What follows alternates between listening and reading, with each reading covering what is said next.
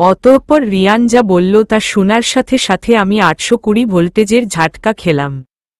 নিজের কানকে বিশ্বাস করাতে পারছিলাম যে এইটা কি আদৌ সত্যি কিনা।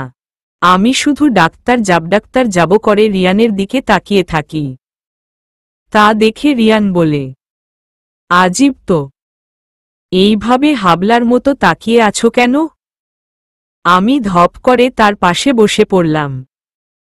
ভ্রু দুটো জোড়া লাগিয়ে তার দিকে তীক্ষ্ণ দৃষ্টিতে তাকিয়ে থাকি। বুঝার চেষ্টা করতে থাকি তিনি কি আদৌ মজা করছেন নাকি সত্যি সত্যি বলছেন। না, তার হাবভাব দেখে সত্যি মনে হচ্ছে তিনি সত্যি বলছেন, কিন্তু তাও এখনো তার দিকে আমার তীক্ষ্ণ দৃষ্টি বজিয়ে রেখেছি।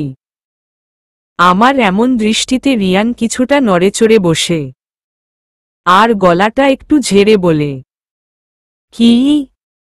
আপনি একটু আগে যা বললেন তা কি সত্যি? মিথ্যা বলতে অবশ্যই আমি এত রাতে এত দূর আসেনি। আমি এইবার খুশির বন্যায় প্লাবিত হয়ে লাফ দিয়ে উঠি আর একটা চিল্লান দেই, সত্যিই পরের মাসে আমাদের বিয়ে। খুশিতে আত্মহারা হয়ে রিয়ান সাথে সাথে নিজের কান চেপে ধরে বলে, আস্তে মেরি মা আস্তে। কানের পর্দা মনে হয় এইবার গেল। কান ঝাড়া দিতে দিতে, আরে রাখেন আপনার কান, আগে বলেন সত্যি কি পরের মাসে আমাদের বিয়ে? আজ্ঞে হ্যাঁ রিউ পাখি, পরের মাসের 5 তারিখ আমাদের বিয়ে। এইটা শুনে আমি কিছুটা চুপসে গেলাম। মাথা নিচু করে বলি, আজকে তো 20 তারিখ, তার মানে 15 দিন এ বিয়ে। এত তাড়াতাড়ি কিভাবে কি? তার উপর বাকি সবাই বাকি মনে করবে। কাউকে কিছু বলাও হয়নি। তার উপর আমি একা কেউ নেইও যে আমার পক্ষ হয়ে সব নিয়ম কানুন মানবে বা আমার হয়ে এই বিয়েতে থাকবে। রিলেটিভ যারা আছে তাদের দেখিনি প্রায় কত শত বছর, কানেকশনও নেই। আমাদের বিয়েতে তো তাহলে কেউই আসবে না। মন খারাপ করে। রিয়ান এই কথা শুনে আমার 2 গালে হাত রাখে, তারপর মাথা উঁচু করে বলে, আমারই বাকি আছে বলো? হ্যাঁ, আমার কিছু রিলেটিভ আছে যাদের বিয়েতে আসতে বলা হবে, যারা আমার আপন। আর তাদের বাদে আমাদের কলিগসরা তো আছেই, তোমার ব্যাচমেট আর আমার সাথে যারা আছে তারা। এরাই তো আমাদের আসল ফ্যামিলি, তাই না? তো ওদের আশাতেই দেখবে আমাদের বিয়ে পুরো হৈহুল্লোড়ে মেতে উঠেছে। তার উপর আমার কিউট 2টা শালি আছে না, তারা কি আর তোমার বিয়ে পানসে হতে দিবে? একদম ব্যান্ডাক্তার বাজা বারাত নিয়ে হাজির হবে তারা। রিয়ানের এমন কথায় আমি ফিক করে হেসে দেই। তিনি আমার দিকে তাকিয়ে বলে, এই কয়েকদিন যাতে তোমার মুখে এইরকমই হাসি দেখি, বুঝলে? কিন্তু বিয়েতে তো অনেক খরচ হবে। এত টাকা কিভাবে ম্যানেজ করব? এই মেয়ে তোমাকে টাকার চিন্তা করতে বলেছিনি আমি? এই বিয়ের সকল খরচ আমার পক্ষ হতে আসবে। আর তোমার বর এতটা গরিবও নয় যে নিজের বিয়ের খরচ একা বহন করতে পারবে না। ভুলে যেও না, আম দ্য বেস্ট কারডাক্তার লজিস্ট ডাক্তার তার ইন ঢাকা সিটি। সো আমার টাকা পয়সার অভাব হবে তা তুমি ভাবলেও কি করে? তা না, কনে পক্ষ হতে যে খরচ মানে। আর কিছু বলতে যাব তার আগেই রিয়ান তার আঙুল আমার ঠোঁটে চেপে ধরে বলে, হুসসস, নো মোর ওয়ার ডাক্তার। আমার কনেকে আমি বিনা খরচে নিব, তাতে কার কি? আমি শুধু তোমায় চেয়েছি, অন্য কিছু পাবো বলে তো চাইনি। নিজের অন্ধকার ঘেরা জীবনে আলো চেয়েছি, আর সেই আলো যে তুমি। তাহলে ভাবলেও কি করে যে আমার তোমার বাদে ওইসব চিন্তা ভাবনাও আছে? আমি আগেও বলেছি, এখনো বলছি, তুমি আমার আসক্তি। আর আমি শুধু নিজের আসক্তিকেই পেতে চাই, আর কিছুই না। তো পরের বার এইসব ধরনের কথা শুনলে মেরে তক্তা বানিয়ে দিব হুহহ। বলে আমার ঠোঁট থেকে আঙুল সরিয়ে নেয়। আমি ছলছল চোখে তার দিকে তাকিয়ে থাকি। কখনো ভাবিনি যে আমার জীবনে এমন ভালোবাসাও আসবে, যে কিনা আমায় সবার আগে রাখবে। আমায় ঘিরেই তার এত সৎ স্বপ্ন হবে। জানি না এই ভালোবাসা সইবে কিনা, কিন্তু যতদিনই থাকুক না কেন আমি চাই সেই সময়টুকু প্রাণ খুলে অনুভব করতে। এত কেন ভালোবাসেন? জানি না কেন এত ভালোবাসি। শুধু এতটুকুই জানি আমার আসক্তি যে তুমি। ভালোবাসা নামক এক চিরস্থায়ী আসক্তি তুমি। আমি প্রত্যুত্তরে শুধু মিষ্টি একটা হাসি দিল ম। তা দেখে তিনি বলে, এখন যাও আমার জন্য কিছু রেঁধে নিয়ে আসো। খুব খিদে পেয়েছে। কি খাবেন বলুন? যা আছে তাই।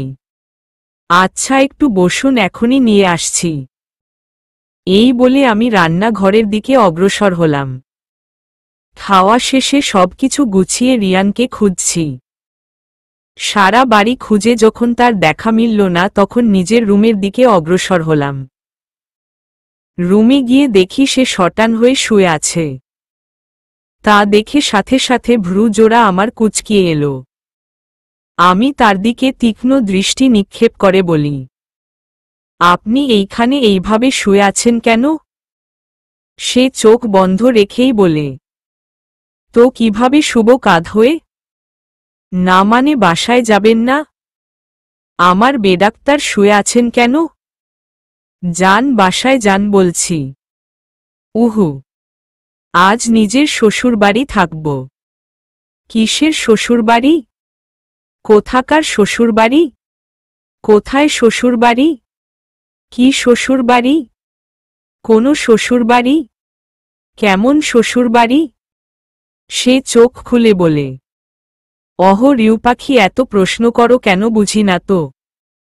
আজ আমি আমার বউয়ের সাথে বউয়ের বাবা বাড়ি থাকব। এইবার বুঝেছ? এখন ঘুমাতে দাও। খুব ঘুম পেয়েছে বলে আমার ঘুমিয়ে পড়ে।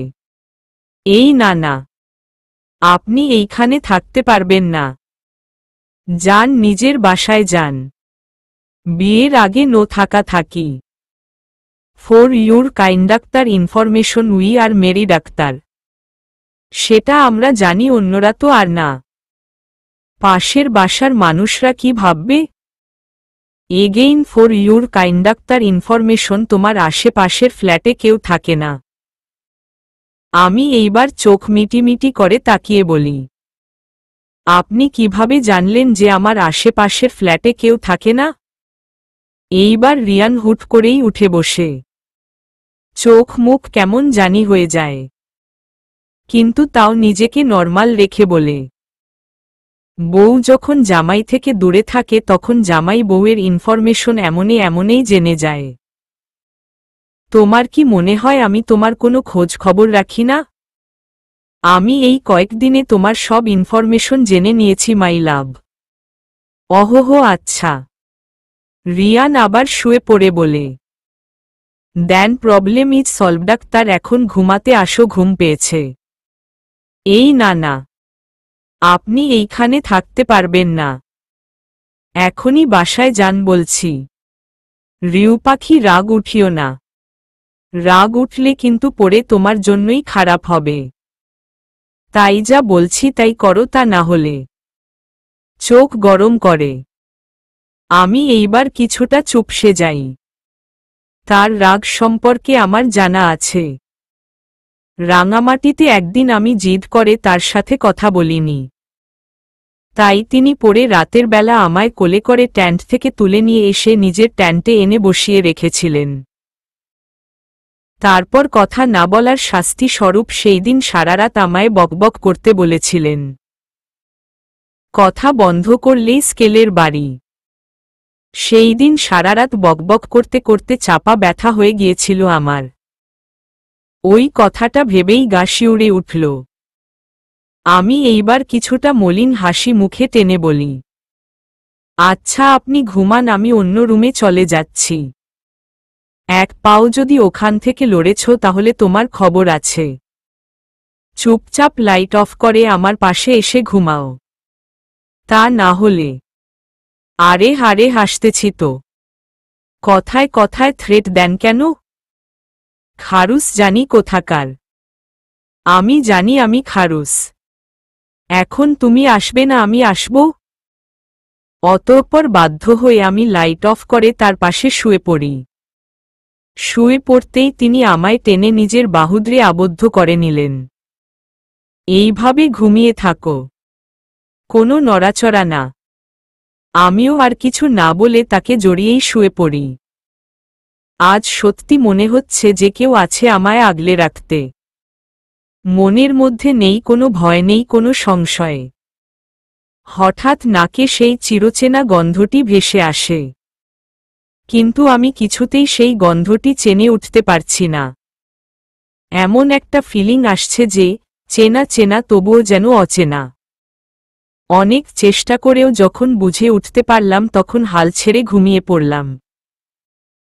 কফি শপে বসে আছি। সামনেই আরিশা আর রিঙ্কি। রিঙ্কি আয়নাতে নিজের লিপস্টিক ঠিক করছে আর আরিশা ফোনে কি জানি করছে।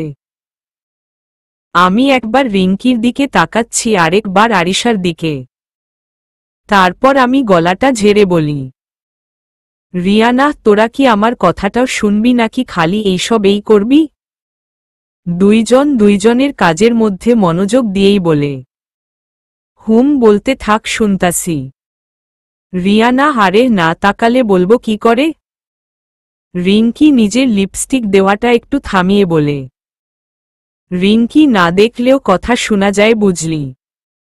তো বলতে থাক, শুনতাসি, বলতে থাক বলে আমার লিপস্টিক দেওয়ায় মন দিল। আমি এইবার নাক ফুলিয়ে বলি, রিয়ানা, আগামী মাসের 5 তারিখ আমার বিয়ে। এই কথা শোনার সাথে সাথে রিঙ্কি লিপস্টিক তেরা হয়ে যায় আর গালে লেগে যায়। আরিশার হাতে থাকা ফোন নিচে পড়ে যায়। দুইজনে ফ্যালফ্যাল করে আমার দিকে তাকিয়ে থাকে, যেন আমি কোনো এক অসম্ভব কথা বলে দিয়েছি। হুট করে দুইজনে একই সাথে একই তালে চেঁচিয়ে ওঠে, কি? আমি ওদের থেকেই এমন একটা চিৎকার এই আশা করেছিলাম, তাই আগে ভাগে নিজের কানে হাত দিয়ে বসেছিলাম।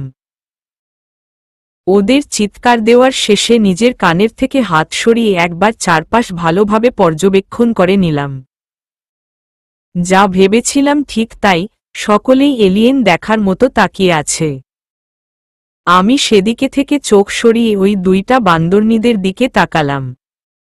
সাথে সাথে আমার ভ্রু দুটো কুঁচকিয়ে এলো। দুইজনেই তাদের তীক্ষ্ণ দৃষ্টি আমার দিকে নিক্ষেপ করে বসে আছে। তা দেখে আমি কিছুটা নড়েচড়ে বসি। গলাটা একটু পরিষ্কার করে বলি, কি এইভাবে তাকিয়ে আছিস কেন তোরা? তুই একটু আগে কি বললি? আরিশা, সত্যি তোর বিয়ে? মানে কেমনে? হাও? তুই প্রেম কবে করলি? রিঙ্কি, আজীব তো, এতটি প্রশ্ন একসাথে করলে উত্তর দিব কিভাবে? হ্যাঁ, আগামী মাসের 5 তারিখ আমার বিয়ে। আর আমি প্রেম করে বিয়ে করতাসি না। তাইলে কেমনে কি? আরিশা, যেমনে এই। পোলা কেরে দোস্ত? মানে আমাদের জিজু কে গো? দেখ বইন, আমার জিজু যদি হ্যান্ডাক্তার মনা হয় তাইলে আমি তালাক দিয়া দিমু, আগেই বইলা রাখলাম। রিঙ্কি, তুই তালাক দিবি মানে? ভ্রু কুচকিয়ে, আরে জানস না, শালি মানে আধি ঘরওয়ালি। তো ওই হিসাবে আমি তার হাফ বউ। যদি আমার জিজু পছন্দ না হয় তাইলে তালাক দিমু আমি। ভাব নিয়ে। রিঙ্কি, শাকচুন্নি, তুই আসস তোর আলগা পেচাল নিয়া। আর কাজ কামনাই, খালি বিয়া সাদি নিয়া পইরা থাকস। লজ্জা করে না অন্যের বরের দিকে নজর দিতে? ওর কথা বাদ দে রিয়ানু, আগে এইটা বল, ছেলেকে কি করে? কোথায় থাকে? তোদের পরিচয় কিভাবে? আরিশা, তোরা তাকে চিনিস? আসলে বলতে গেলে অনেক ভালো করেই চিনিস। এইবার দুইজন দুইজনের দিকে হ্যাবলার মতো তাকাতে থাকে। মানে কিছুই বুঝতে পারছে না তারা। দুইজন একসাথেই বলে, কে সে? আমি এক দীর্ঘ শ্বাস নিয়ে কান দুটো চেপে ধরে বলি, ডাক্তার সাদাত খান রিয়ান, মানে ডাক্তার রিয়ান। নাম শোনার পর দুইজনেই স্থির। আমি কোনো চিৎকার না পেয়ে কানের থেকে হাত সরালাম। রিঙ্কি থম মেরে বসে আছে। আরিশা আমার দিকে তীক্ষ্ণ দৃষ্টিতে তাকিয়ে আছে। আমি প্রথমে রিঙ্কির সামনে তুড়ি বাজাই। না, কোনো সাড়া শব্দ নেই। তাই হালকা করে ওকে ধাক্কা দেয়। সাথে সাথে ও আরিশার ওপর পড়ে যায় আর আরিশা তাল সামলাতে না পেরে মাটিতে পড়ে যায়। সাথে রিঙ্কিও। এইবার রিঙ্কির হুঁশ আসে। সে তাড়াহুড়ো করে উঠতে নিলে মাথায় টেবিলের সাথে বাড়ি খায়। আবার গিয়ে পড়ে আরিশা উপর।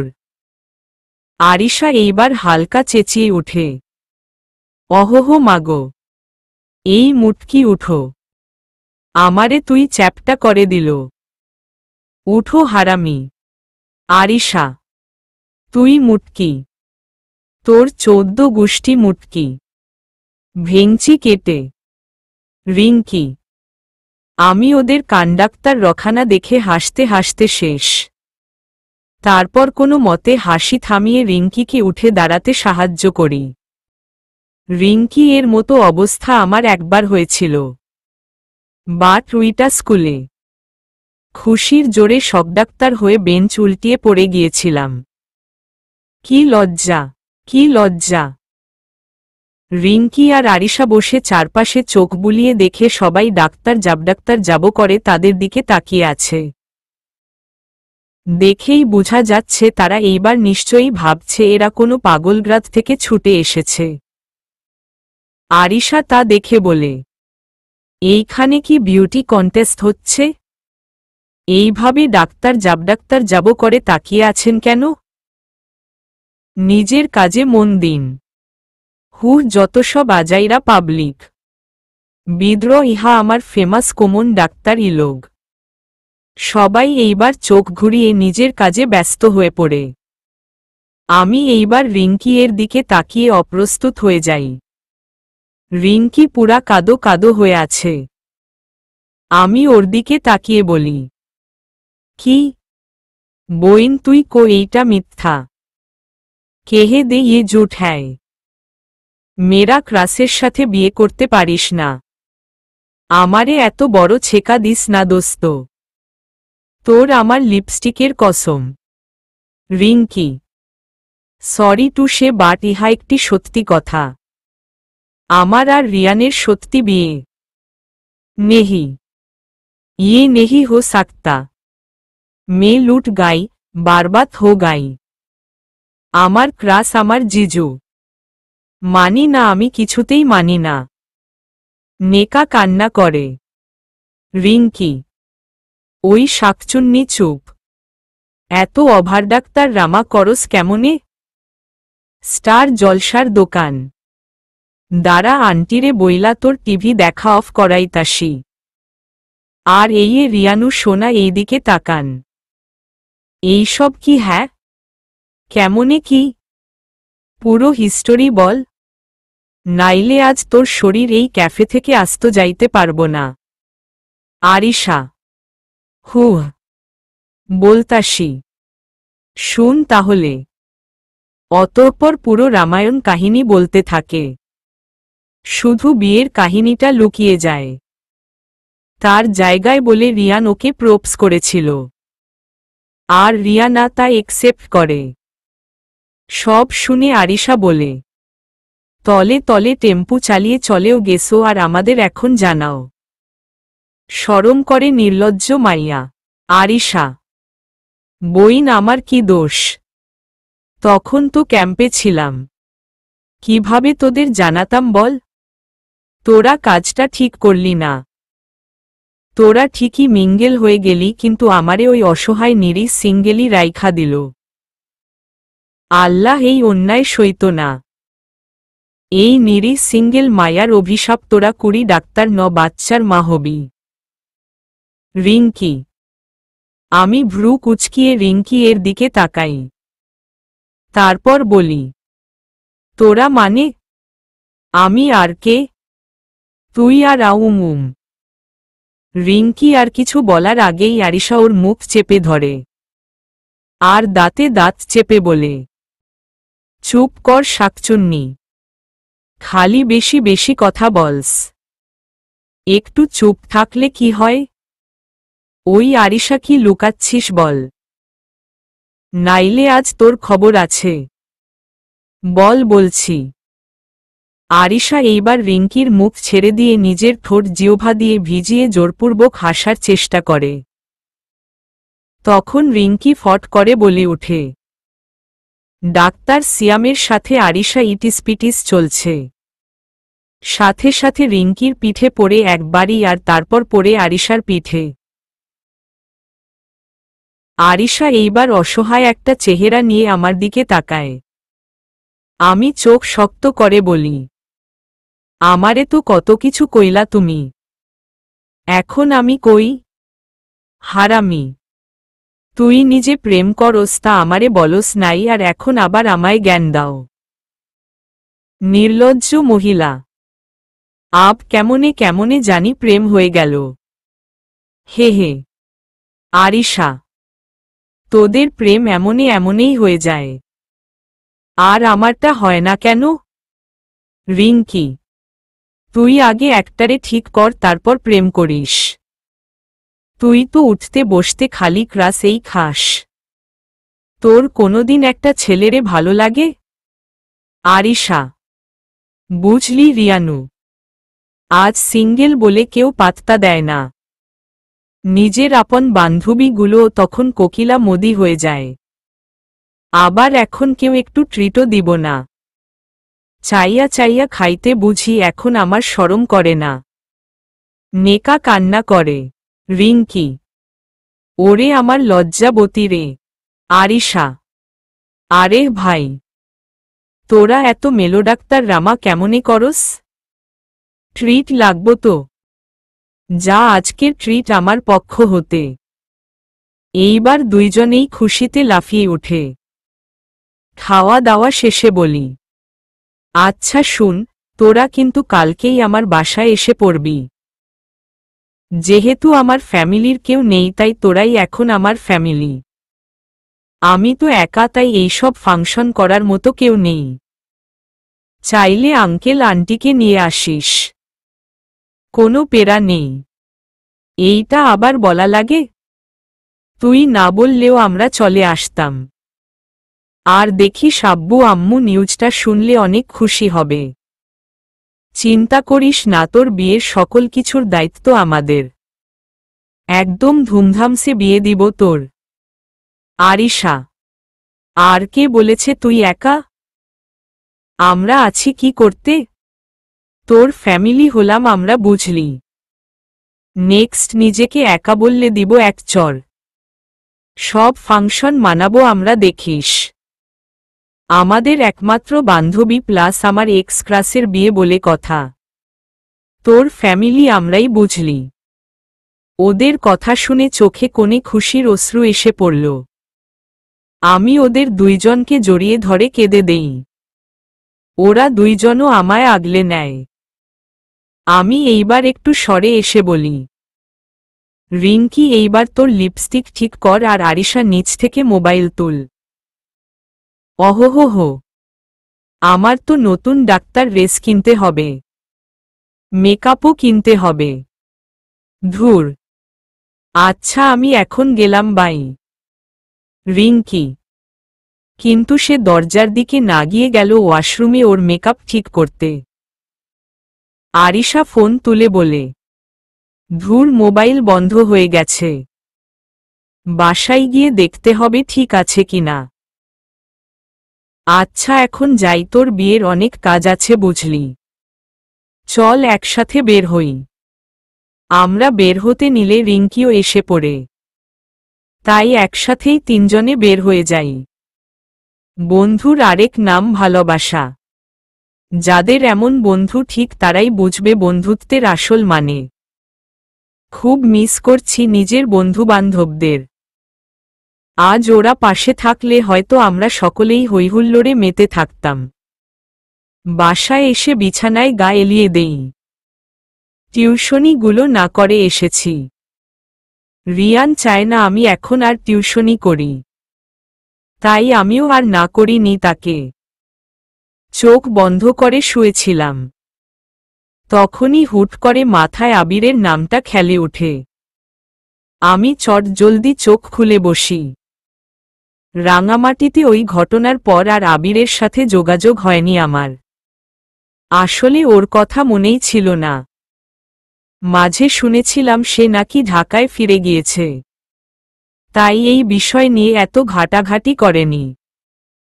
কিন্তু ঢাকায় এসেছে আজ 5 দিন হতে চলল। আবিরের কোনো খোঁজ নেই। এমন তো কখনো হয়নি। আবির সবসময় নিজ থেকেই আমায় ফোন করে। এইবার কি হলো কে জানে। আমি মোবাইল হাতে নিয়ে ফোন দেই আবিরকে, কিন্তু তার নাম্বার অফ। তাই সূর্যের নাম্বারে ফোন দেই। কোনো একসময় এক কাজে ওর নাম্বার নেওয়া হয়েছিল, যা আজ কাজে লাগছে। ফোন তার আপন গতিতে বেজেই চলেছে। প্রথমবারের মতো ফোন কেটে গেল। দ্বিতীয়বার ফোন দেওয়ার কিছুক্ষণ পরেই এক পুরুষের কণ্ঠে কানে ভেসে আসে। আমি তাকে জিজ্ঞেস করি সে সূর্য কিনা। সে প্রতিউত্তরে হ্যাঁ সূচক উত্তর দেয়। আমি আমার পরিচয় বলে আবিরের খবর জানতে চাই। অত সূর্য যা বলল তাতে আমি মোটেও প্রস্তুত ছিলাম না। পায়ের তল থেকে যেন মাটি সরে যাচ্ছিল আমার। আবিরের কথা জিজ্ঞেস করতে আমি সূর্যকে ফোন দেই। প্রথমবারের মতো ফোন কেটে গেল।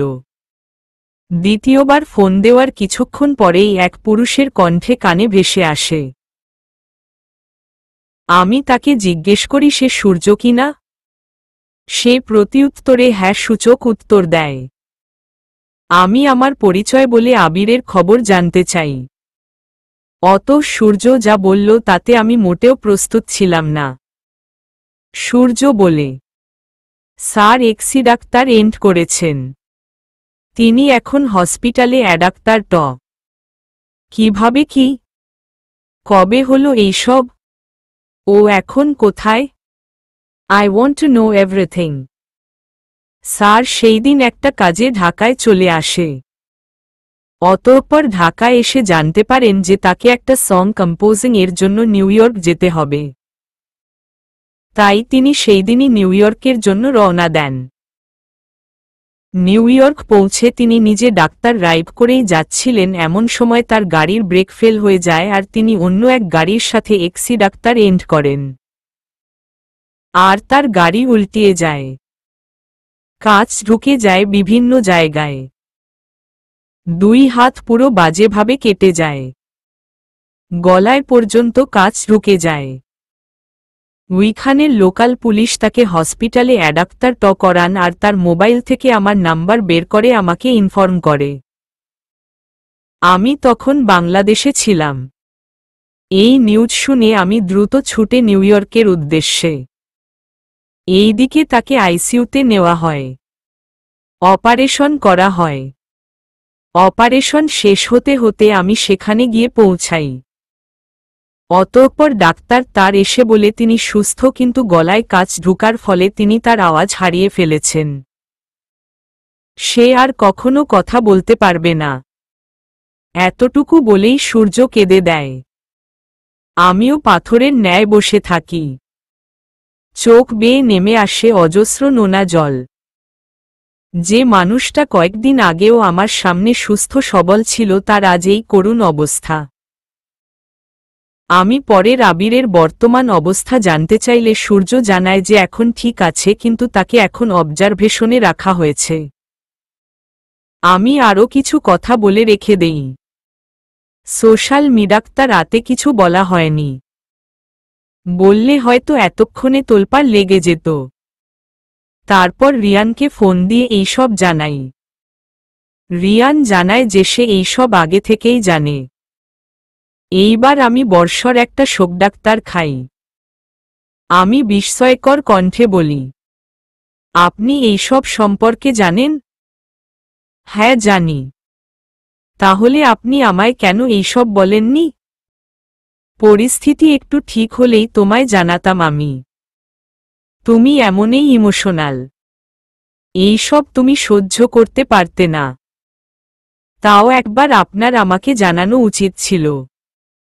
এই নিয়ে অনেক মেলোডাক্তার রামা হয়। রিয়ান বিভিন্নভাবে বুঝিয়ে রিয়ানাকে কনভিন্স করার ট্রাই করে। কিন্তু রিয়ানা রাগ করে ফোন রেখে দেয়। আর বালিশে মুখ লুকিয়ে নিজের অশ্রু বিসর্জন দিতে থাকে। একসময় সেইভাবেই ঘুমিয়ে পড়ে সে। ঘুমের মধ্যেই সে অনুভব করতে থাকি যে কেউ আমায় আষ্টেপৃষ্ঠে জড়িয়ে ধরে আছে। আমি এইবার ভয়ে চিৎকার দিতে নেই। কিন্তু তার আগেই একটি হাত এসে আমার মুখ চেপে ধরে। আমি এইবার মোচড়ামুচড়ি শুরু করে দেই। তখন কানে একটি কণ্ঠ ভেসে আসে, হুশস, রিউ পাখি। এইটা আমি রিয়ান। রিয়ানের গলা শুনে আমি শান্ত হয়ে যাই। রিয়ান এইবার আমায় ছেড়ে দিয়ে উঠে বসে। তারপর রুমের লাইট জ্বালিয়ে দেয়। আমি ছোট ছোট চোখ করে তার দিকে তাকিয়ে থাকি। তারপর বলি, আপনি এত রাতে এইখানে কি করছেন? ঘরেই বা ঢুকলেন কি করে? ভুলে যেও না এই বাসার ডাক্তার প্লিকেট চাবি আমার কাছে আছে। আর তা তুমি এই আমায় দিয়েছিল, আমার এইখানে আসা যাওয়াতে কোনো প্রবলেম না হয় তাই। তাই বলে এই মধ্যরাতে যে কাউরো বাসায় ঢুকে যাবেন? এইটা কোথাকার মেনার্স? রিয়ান আমার পাশে এসে বসে আমার গালে হাত রেখে বলে, অন্য কাউরো বাসায় তো ঢুকিনি। নিজের বউয়ের বাসায় ঢুকেছি। যে এখন আমার থেকে রাগ, ভীষণ রাগ। তার রাগ ভাঙাতে এসেছি আমি। আমি এক ঝাটকায় তার হাত সরিয়ে বলি, ছুবেন না আমায়। আপনি কেন আমায় আগে আবিরের কথা বলেননি? কেন লুকিয়ে গেলেন? আমি কি আপনার কেউ না? রিয়ান এইবার আমায় তার সাথে চেপে ধরলেন। আমি বুঝিনি তুমি এত কষ্ট পাবে। সরি আগে বলি বলে। ভেবেছিলাম পরিস্থিতি কিছু ঠিক হলে বলবো। আমি আবিরের জন্য বেস্ট ট্রিটমেন্টের ব্যবস্থা করেছি সেখানে। ওর কোনো প্রবলেম হবে না। He will be fine. আমি এইবার রিয়ানকে ধরে ডাক্তার করে কেঁদে উঠি। যত যাই হোক আবির আমার বন্ধু ছিল। ওর এই অবস্থাটা জেনে নিজেরই অনেক বেশি খারাপ লাগছে। আমি কান্না মিশ্রিত কণ্ঠেই বলি, প্লিজ আর কখনো কোনো কথা লুকাবেন না। কষ্ট হয় আমার। ওকে আর কিছু লুকাবো না সরি। এখন কান্না বন্ধ করো। যা হয়ে গিয়েছে তা আমরা বদলাতে পারবো না। যা হওয়ার হয়ে গেছে। এখন আল্লাহের কাছে দোয়া করো যেন ও ঠিক হয়ে যায়। আমি ছোট করে হুম বলি। কথা বলতে ইচ্ছে করছে না আর আমার। বেশ বাজে লাগছে। কেন হলো এমন? আমি চুপচাপ রিয়ানের বুকে মাথা রেখে শুয়ে পড়ি। রিয়ান আমায় শান্ত করার জন্য গুনগুন করতে শুরু করে। রিয়ান খেয়াল করে রিয়ানা তাকে শক্ত করে জড়িয়ে ধরে ঘুমিয়ে গেছে। তা দেখে কিছুটা স্বস্তির নিঃশ্বাস নেয় সে। কিন্তু রিয়ানের মনে এইবার ভয় ঢুকতে শুরু করে। রিউ পাখি যে এতটুকুতেই এত রিয়েক্ট করছে। যদি সে সত্যিটা জানে তাহলে কি আদৌ তাকে ক্ষমা করতে পারবে? হয়তো না। না, আমার সত্য কখনো রিয়ানার সামনে আসতে পারবে না। রিয়ানাকে এই সত্য থেকে আড়াল রাখতেই হবে, এতে যত যাই করতে হোক না কেন আমার। রিউ পাখি কখনো এইসব জানবে না। আমি তাকে এইসব জানতে দিব না। কখনো না। মনে মনে সকালে নিজের উপর তরল কিছু অনুভব করতেই জেগে উঠে বসে আমি। তারপর চারপাশে তাকিয়ে খালি রক্ত আর রক্ত। নিজের শরীরে থাকা জামাও রক্তে পরিপূর্ণ। এইবার আমি রক্ত রক্ত বলে চেঁচিয়ে উঠি। জোরে জোরে চেঁচাতে শুরু করি। তখনই আরিশা আর রিঙ্কি এসে আমায় জড়িয়ে ধরে। রিয়ানু, শান্ত হো, শান্ত হো। এইটা রক্ত না, এইটা লাল রঙের পানি। আরিশা, দেখ, এইটা রক্ত না, লাল গুলালের সাথে মিশ্রিত পানি। আমি এইবার আস্তে আস্তে চোখ খুলতে শুরু করি। তারপর চারদিকে ভালোমতো চোখ বুলিয়ে দেখি সত্যি এইটা রক্ত নয়। খাটের পাশেই এক বালতির মধ্যে লাল পানি রাখা। এইবার আমার পরাণে পরাণ ফিরে আসে। স্বস্তির এক নিঃশ্বাস নেই।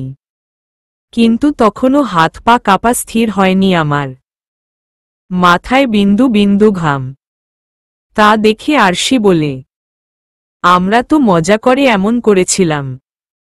আমরা বুঝিনি রে তুই এত ভয় পেয়ে যাবি। সরি রে আরশি। I'm really sorry রিয়ানু।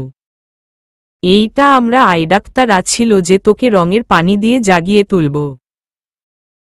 কিন্তু তুই যে এত ভয় পেয়ে যাবি তা বুঝিনি। Rinki, it is okay guys. তোরা তো আর ইচ্ছে করে এইটা করিসনি, তাই না? হুট করে এমন হওয়া ভয় পেয়ে গেছিলাম শুধু। বাট তোরা ভিতরে কিভাবে আসলি?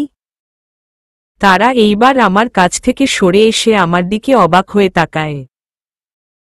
আর বলে, আর ইউ সিরিয়াস রিয়ানু?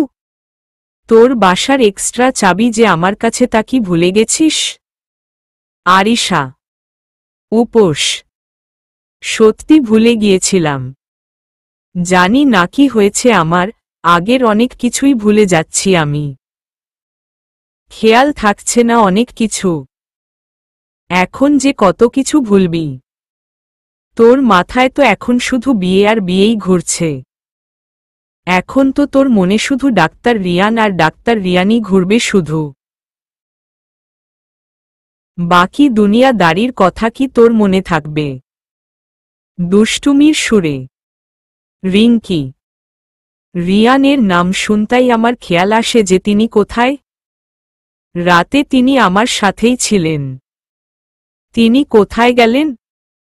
আরিশা আর রিঙ্কি যদি তাকে এইখানে দেখে তাহলে তো কেলেঙ্কারি লেগে যাবে।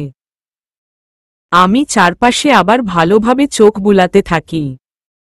না, তিনি তো কোথাও নেই। গেল কই তাহলে?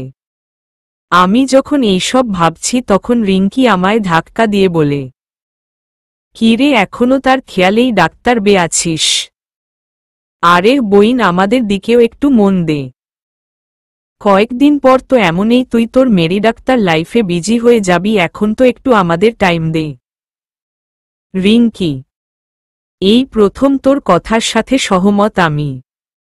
আরিশা, বুঝলাম। যা, এখন থেকে আর কিছু ভাবব না। আমার পুরো সময় এখন তোদের। যা। দুইজনেই একসাথে ইয়ে বলে ওঠে। তারপর আবার আমায় জড়িয়ে ধরে। আমি এইবার বলি, আরে বাবা ছাড়, পুরো ভিজা আমি। চেঞ্জ তো করতে দে। ওরা আমায় ছেড়ে দিয়ে নিজেদের দিকে তাকায়। তারপর আরিশা বলে, ইসস, পুরো ভিজে গিয়েছি, এখন চেঞ্জ করতে হবে। আরিশা, আমারও রে দোস্ত। রিঙ্কি, আচ্ছা তোরা যা, পাশের রুমে গিয়ে চেঞ্জ করে আয়। ততক্ষণে আমিও ফ্রেশ হয়ে আসছি। দুইজনেই আচ্ছা বলে আমার রুম থেকে বেরিয়ে যায়। আমিও ফ্রেশ হতে চলে যাই। ফ্রেশ হতে নিলে ডাক্তার হাতে দেখি কিছুটা রক্তের দাগ। পরে ভাবি রঙের দাগই মনে হয়। শুকিয়ে গেছে তাই এমন লাগছে। ফ্রেশ হয়ে এসে হাতে মোবাইল নিতেই মোবাইল টুং করে শব্দ করে ওঠে। মোবাইল অন করে দেখি রিয়ানের মেসেজ। মেসেজ ওপেন করে পড়তে শুরু করি। আসবো রাতে স্বপ্ন হয়ে, থাকবো আমি কাছে, চোখ খুলতেই চলে যাব ভোরের আলোর দেশে, মাঝে শুধু রয়ে যাবে তুমি আর আমি। এইটা পড়া শেষে আরেকটি এসএমএস চলে আসে। আমায় খুঁজোচ্ছ বুঝি? চিন্তা করো না, ঠিক আছি। আসলে আজকে সকালে একটা অপারেশন ছিল, তাই ভোরবেলায় বেরিয়ে এসেছিলাম আমি। তোমায় একবার জাগাতে চেয়েছিলাম, কিন্তু তোমার সেই স্নিগ্ধ শীতল চেহারা দেখে আর জাগাতে ইচ্ছা করেনি, তাই না বলেই এসে পড়েছি। টাইমলি নাস্তাটা করে নিও। Love you. মেসেজটি পড়ে ঠোঁটের কোণে হাসি ফুটে ওঠে। লোকটি যে আমায় অনেক বেশি ভালোবাসে তার প্রতি আমার কোনো সন্দেহ নেই। হুট করেই উপরে মেসেজের দিকে নজর যায়। রিয়ান যে এমন ছন্দও বলতে পারে তা আমার জানা ছিল না, কিন্তু ছন্দটা থেকেই আমার সেই ফুল পেরকের কথা মনে পড়তে থাকে। তখনই রিঙ্কি আর আরিশা রুমে চলে আর আমার এই ভাবনার ইতি সেখানেই ঘটে যায়। তারা এসেই নাস্তার জন্য তাড়া দিতে থাকে। তারা নাকি নাস্তা নিয়ে এসেছে একসাথে খাবে বলে। আমাকে প্রায় এক প্রকার টেনেই নিয়ে গেল তারা। নিজের কেবিনে বসে আছে রিয়ান। তার চক্ষু দৃষ্টি এতক্ষণ মোবাইলের স্ক্রিনে চলা সিসিটিভি ফুটেজের মধ্যে থাকা তার রিউপাখির উপর ছিল, কিন্তু এখন সে তার চক্ষু দৃষ্টি ঘুরিয়ে নিয়ে নিজের বা হাতে থাকা রিয়ানার নামটির দিকে নিক্ষেপ করে। নামটি একদম রক্তবর্ণ হয়ে আছে, কোনায় কোনায় এখনো রক্ত জমাট বেঁধে আছে। যা ভাবছেন ঠিক তাই।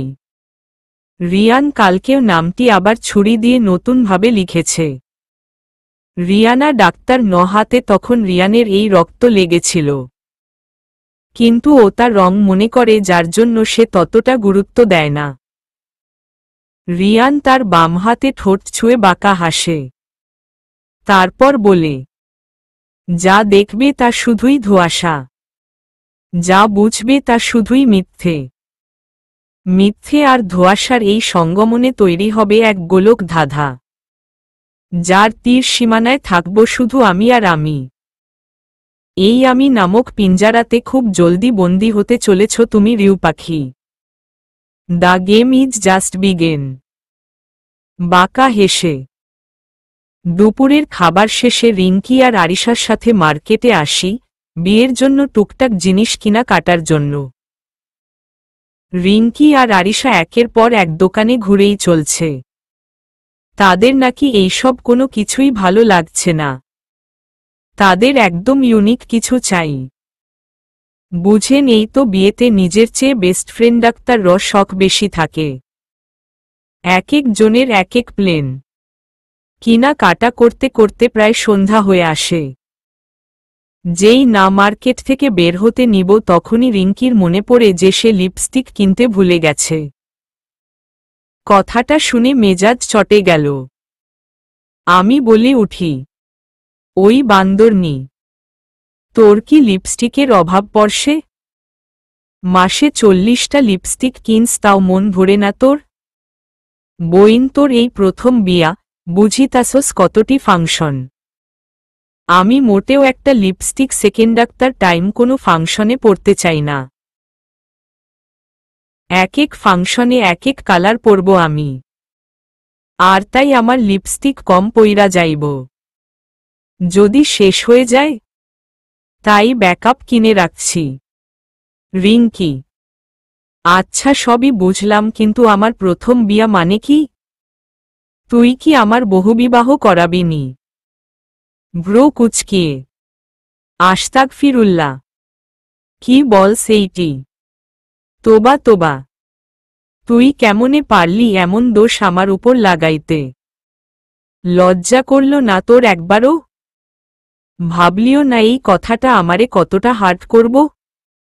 নেকা কান্না শুরু করে। রিঙ্কি, রিয়ানু, কারে কি বলস তুই? এই স্টার জলসার দোকান রে কিছু বলাই মানে লাইভ স্টার জলসা দেখা। ওর কথা ছাড় তো। আরিশা, তুই লিপস্টিক কিনবি তো আয়, আমার সাথে আয়, তোর লিপস্টিক চুষ করতে হেল্প করুমনি। আরিশা, তুই আমার জানটুস, আমার পরাণ জিগারে দোস্ত। লাভ ইউ উম্মাহ। রিঙ্কি, দূরে থাক, তেল দিতে হইব না। ওই রিয়ানু, তুই যাবি নাকি দাঁড়াবি? আরিশা, একা দাঁড়িয়ে আর কি করব, চল। অতঃপর একটা দোকানে গিয়ে দাঁড়াই আমরা। রিঙ্কি একের পর এক লিপস্টিক দেখেই চলেছে, আমি পাশে দাঁড়িয়েই তা দেখছি। একসময় আমার প্রচণ্ডাক্তার পিপাসা পেতে শুরু করে। পানির বোতল বের করে দেখি খালি।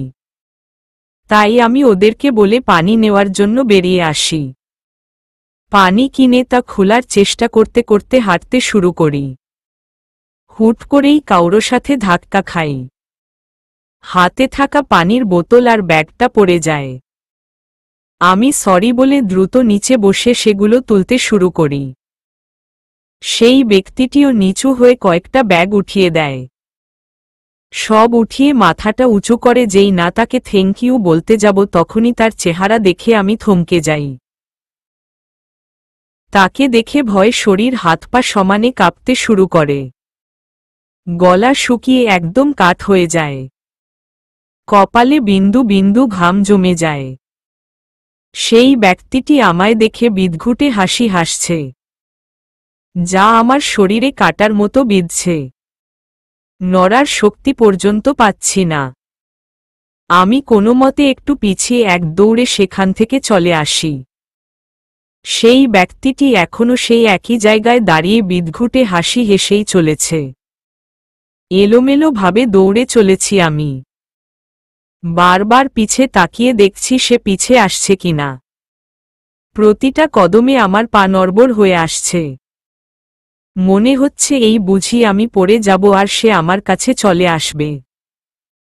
একসময় দৌড়াতে দৌড়াতে আমি গিয়ে রিঙ্কি আর আরিশার সাথে ধাক্কা খাই।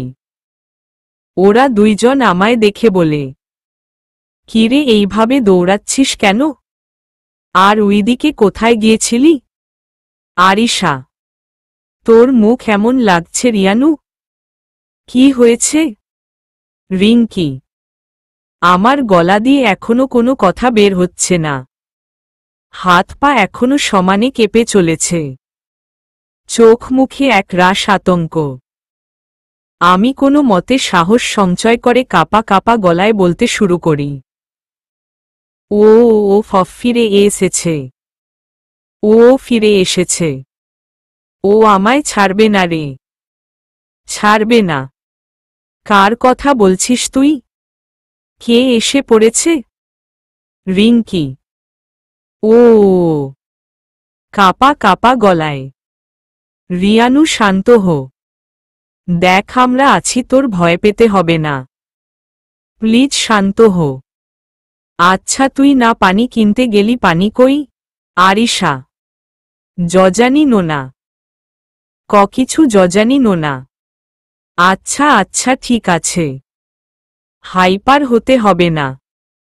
নিঙ্কু যা তো এক বোতল পানি নিয়ে আয়। আরিশা, দাঁড়া আনছি। রিঙ্কি, রিঙ্কি দৌড়ে দোকানে যায় আর পানি বোতল কিনে নিয়ে আসে।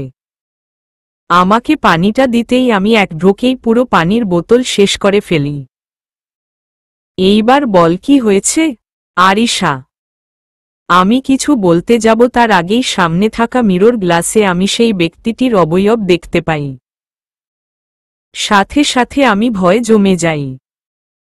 কোনো মতে ওদের বলি, আমি বাসায় যাব, বাসায় যাব আমি, আমায় এইখান থেকে নিয়ে চল প্লিজ। আচ্ছা আচ্ছা চল। আরিশা। অতঃপর আরিশা আর রিঙ্কি আমায় ধরে নিয়ে চলে যেতে শুরু করল। আমি একবার পিছে তাকিয়ে দেখি সেই ব্যক্তিটি আমায় দেখে বিশ্রী হাসি হেসেই চলেছে, যা বরাবর এর মতোই আমার গায়ে কাটার মতো বিঁধে চলেছে। রিঙ্কি ওর ডাক্তার ড্রাইভারকে ফোন করে আসতে বলে। গাড়ি আসার সাথে সাথেই আমরা তাতে বসে পড়ি। গাড়িটাও শা শা শব্দ করে ছুটে চলে আপন গতিতে। আমি এখনো ভয় কেঁপেই চলেছি। গাড়িতে এসি চলা সত্ত্বেও কপালে বেয়ে টুপ টুপ করে ঘাম ঝরে পড়ছেই। চোখ জোড়া দুটোতে আতঙ্কের ছাপ স্পষ্ট। আমার এমন অবস্থা দেখে আরিশা আমার কাঁধে হাত রাখে। সাথে সাথে আমি সেই হাত ছিটকে দিয়ে দূরে সরে যাই। আর চেঁচাতে থাকি, ছুবে না আমায়, ছুবে না। ডাক্তার রাইভার চাচা এইবার আমার চেঁচামেচিতে লুকিং গ্লাস দিয়ে পিছে তাকায়। আরিশা আর রিঙ্কি আমার দিকে অবাক হয়ে তাকিয়ে আছে। আরিশা কিছুটা আন্দাজ করতে পেরে আমায় ঝাপটে ধরে বলে, রিয়ানু শান্ত হো, এইটা আমি আরও। তুই এমন কেন করছিস বল? কি হয়েছে তোর? কাকে দেখেছিস তুই তখন যে এখন এমন করছিস? বল আমায়। আরিশা। আমি এইবার আরিশাকে ধরে কেঁদে দেই। আর অস্পষ্ট সুরে বলতে থাকি, ও এসে পড়েছে আরও। ও এসে পড়ে আমায় ও ছাড়বে না এইবার। আমার লাইফ নষ্ট না করা পর্যন্ত ও শান্ত হবে না। আমার সব ও কেড়ে নিবে। রিয়ানকেও কেড়ে নিবে। আমাকে ভালো থাকতে দিবে না ও। বাই এনি চান্স তুই কি ওর কথা বলছিস? আরিশা। কাঁদতে কাঁদতে এইবার হিচকি উঠে যায় আমার। কিছু বলতে না পেরে মাথা দুলাই। যার মানে হ্যাঁ। আরিশা এইবার আমায় ছেড়ে মাথায় হাত দিয়ে বসে। রিঙ্কি বিষয়টা ধরতে না পেরে জিজ্ঞেস করে, কার কথা বলছিস তোরা? আরিশা এইবার ব্যর্থ চোখে রিঙ্কির দিকে তাকায়। তারপর অস্পষ্ট সুরে বলে, আরিয়ান। নামটা শোনার সাথে সাথে রিঙ্কি হকচকিয়ে ওঠে। ওর কপালেও এইবার চিন্তার রেখা ফুটে ওঠে। অনেকক্ষণ ধরেই রিয়ানাকে ফোন করেই চলেছে, কিন্তু রিয়ানা ফোন তুলছেই না। এইবার সে বেশ চিন্তিত হয়ে ওঠে। তাই সে সিসিটিভি ফুটেজটা অন করে দেখার জন্য যে রিয়ানা কি করছে। কিন্তু একই রিয়ানা তো বাসায় এই নেই। রিয়ান বুঝে উঠতে পারছে না রিয়ানা কোথায়। তখন রিয়ানের মোবাইলে একটা মেসেজ আসে। রিয়ান চেক করে দেখে রিয়ানার মেসেজ, আমি আরিশা আর রিঙ্কি এর সাথে বাইরে এসেছি, ফ্রি হলে কল করছি। এইবার রিয়ান একটু স্বস্তির নিঃশ্বাস নেয়। কিন্তু তাও রিয়ানার জন্য মনটা কেমন যেন ছটফট করেই চলেছে। মনে হচ্ছে যেন তার রিউ পাখি ভালো নেই। কথা বললে হয়তো ভালো হতো। এইসব ভেবেই রিয়ানের ভিতর থেকে এক দীর্ঘ শ্বাস বেরিয়ে আসে না। কিছুক্ষণ তার বা হাতে লিখা রিয়ানা নামটি দিকে এক ধ্যানে তাকিয়ে থাকে।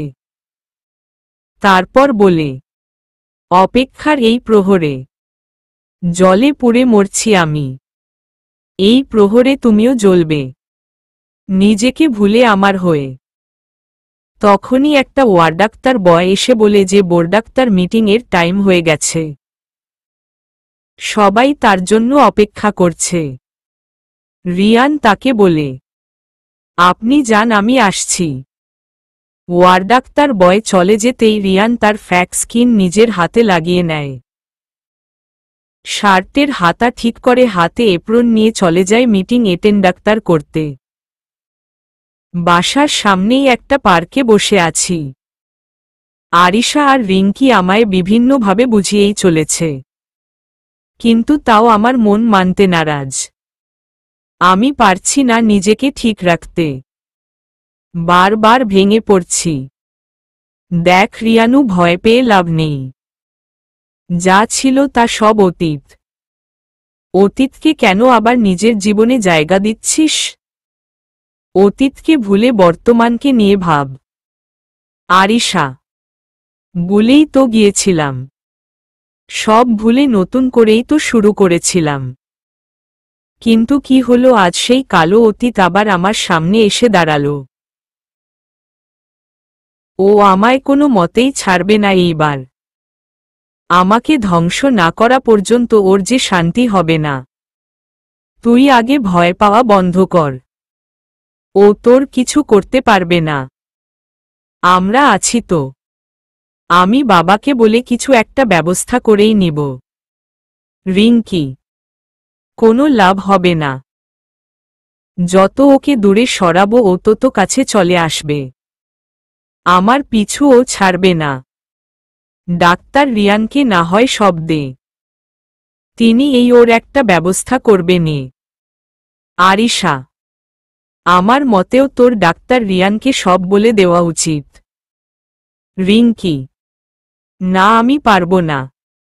এই সব জানার পর রিয়ান আমাকেই ভুল বুঝবে। ঘৃণার মানুষ হয়ে যাব আমি তার কাছে। হারিয়ে ফেলব তার ভালোবাসাকে। আহত চোখে আরিশার দিকে তাকিয়ে, তোর এমন কেন মনে হয় যে ডাক্তার রিয়ান তোকে ভুল বুঝবে?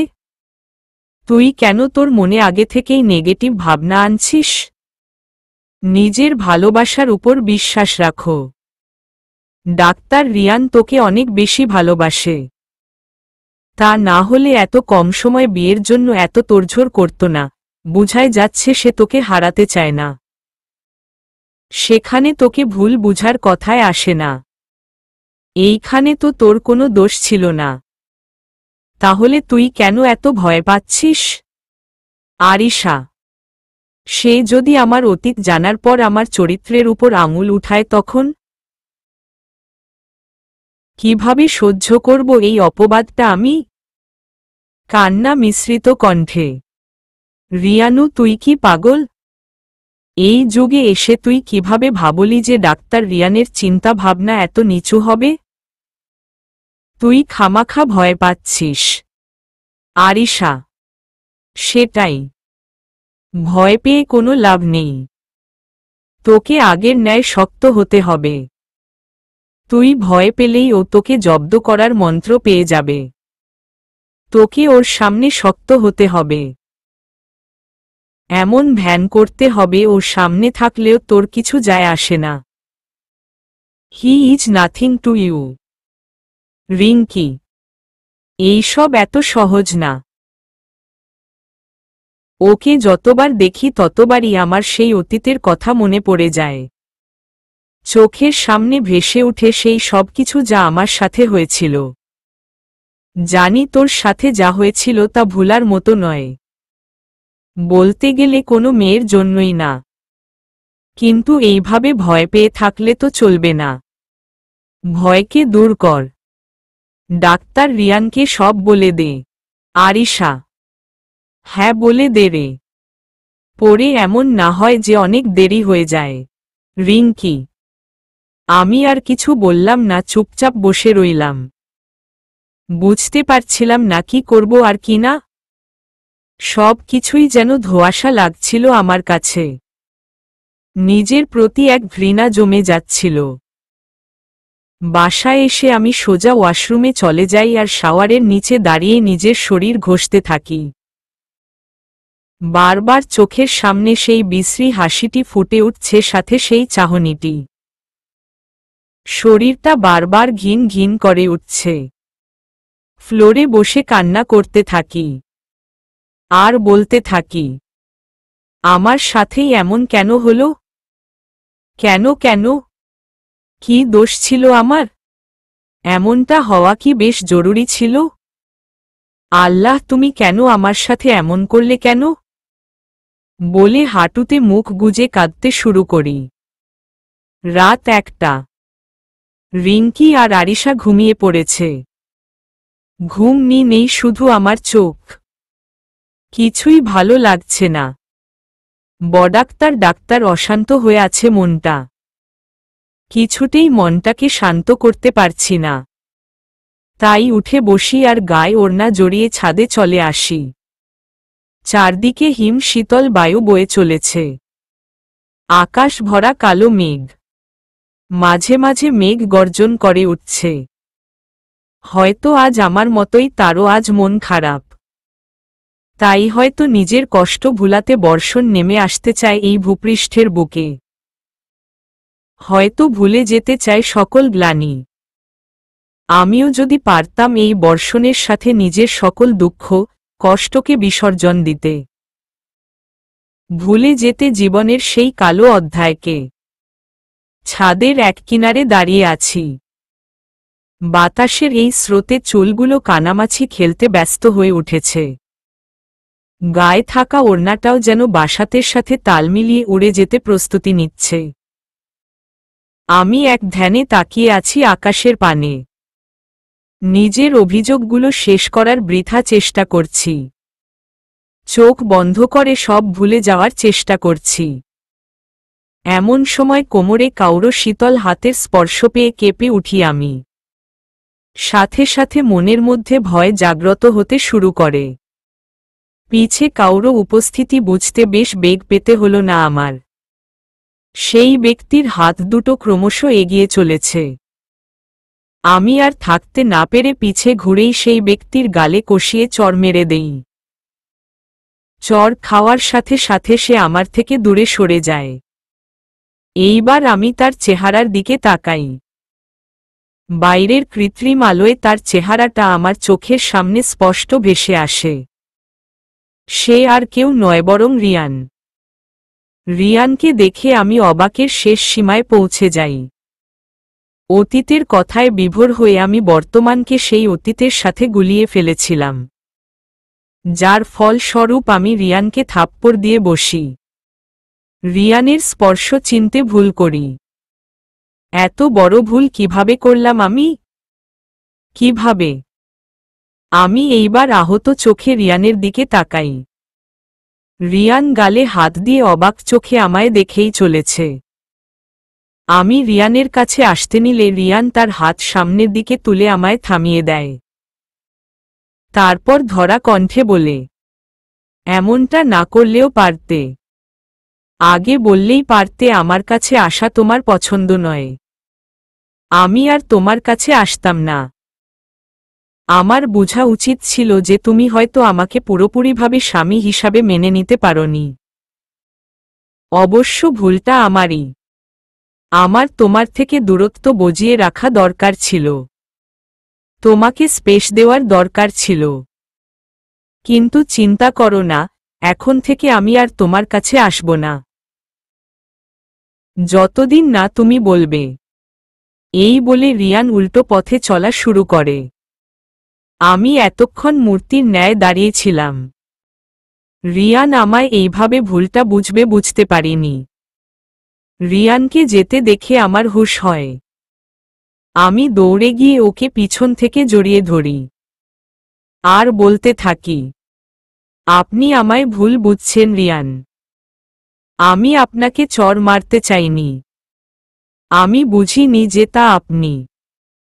যা হয়েছিল তা অনিচ্ছাকৃত। Sorry Riyan. I'm really very sorry. আপনি আমার সব রিয়ান, সব। আপনার নিকট তো আমি কবেই নিজেকে সঁপে দিয়েছিলাম।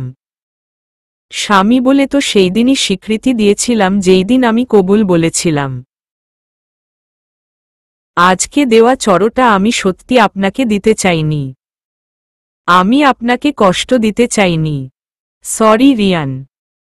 আম সরি। আমি তো আর বলতে পারলাম না। কাঁদতে কাঁদতে আমার হিচকি উঠে গিয়েছে। পারছিলাম না এইসব সহ্য করতে। রিয়ানের অভিমান যে আমি গ্রহণ করতে পারছিলাম না। আমার কান্না শুনে রিয়ান সাথে সাথে ঘুরে দাঁড়ায়। তারপর আমার দুই গালে হাত রেখে আমার চোখের নোনা জলগুলো মুছে দেয়। আর উত্তেজিত কণ্ঠে বলতে থাকি, তুমি কান্না করছো কেন? তোমার কান্না আমার সহ্য হয় না। Please doctor and Cry.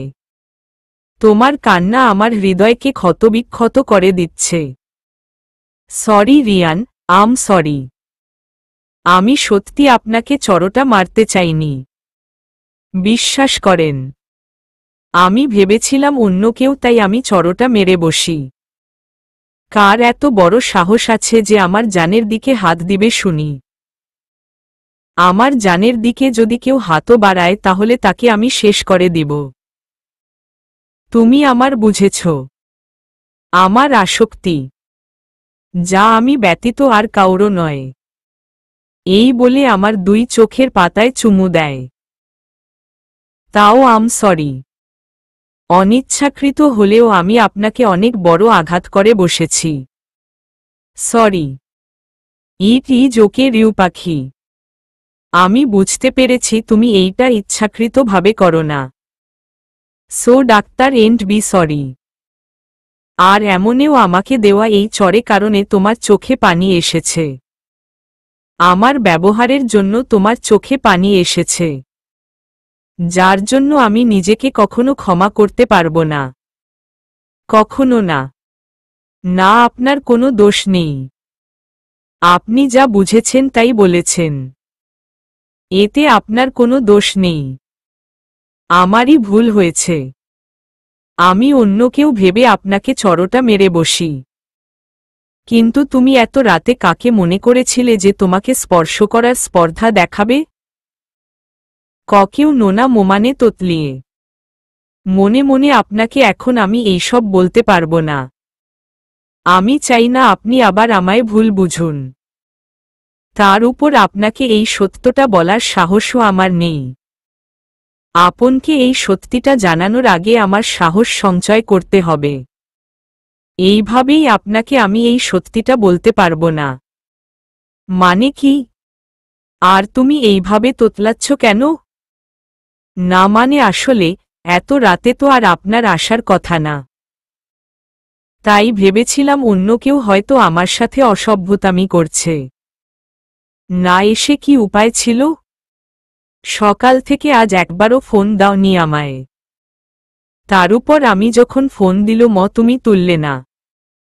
উল্টো মেসেজ করে বললে পরে ফোন দিবে। আর তো দিলই না।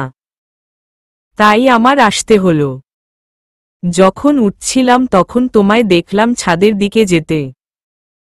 তাই তোমার পিছু পিছুই চলে আসলাম। আর এসেই তো এইসব হয়ে গেল। সরি। এতই যখন সরি বলছো তাহলে এখন আমার রাগ ভাঙতে ঘুষ চাই। আচ্ছা বলুন কি ঘুষ চাই আপনার? যে গালে মেরেছ তা অনেক ব্যথা করছে।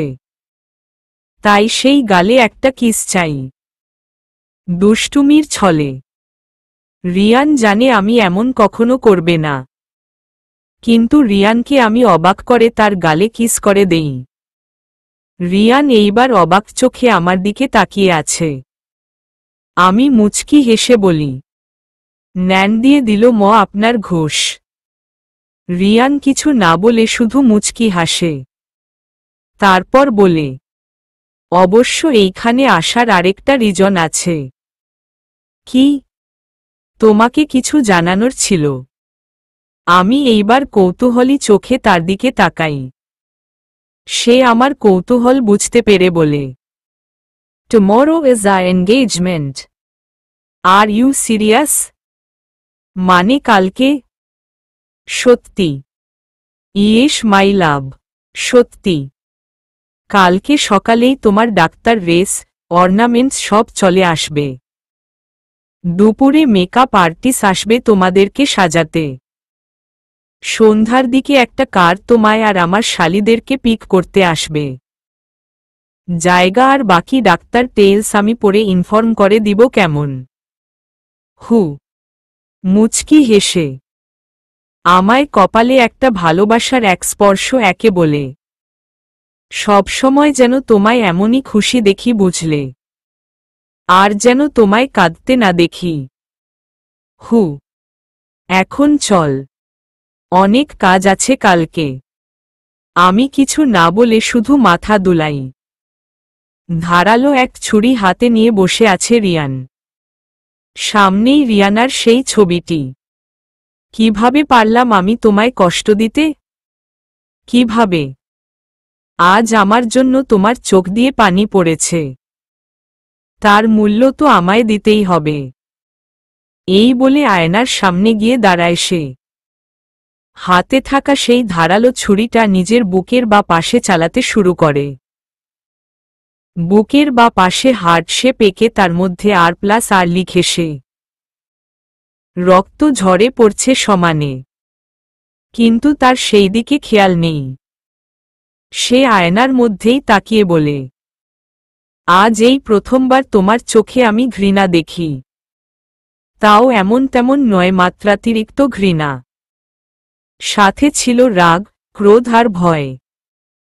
তোমার চোখ আজ অন্য কথা বলছিল। মনে হচ্ছিল কিছু একটা লুকাচ্ছ তুমি। কেন বারবার মনে হচ্ছে এই চরের পিছের রহস্য যেন অন্য কিছুই। কিন্তু তা কি? মনের মধ্যে খুশির স্রোত বয়ে চলেছে। বিশ্বাসই হচ্ছে না, কাল আমার এঙ্গেজমেন্ট। অতীতকে ভুলেই গিয়েছিলাম প্রায়। নিজের বর্তমান নিয়ে ব্যস্ত হয়ে উঠেছিলাম। কিন্তু এই খুশিটা যেন আর থাকতে চাইল না। খুশি চলে গিয়ে আবার নেমে আসলো সেই অন্ধকার। বাইরে ঝুম বৃষ্টি, শীতল হাওয়া বয়েই চলেছে। হুট করে তখনই আমার মোবাইল টুং করে উঠল। আমি মোবাইল হাতে নিয়ে দেখি অপরিচিত নাম্বার থেকে একটি মেসেজ। মেসেজটি ওপেন করতেই আমার হাত পা কাঁপা শুরু হয়ে গেল। ভয় যেন আবার ঝেঁকে ঝরল আমায়। মেসেজটিতে লিখা, I am back to make your life hell, I will never let you be happy. চলবে।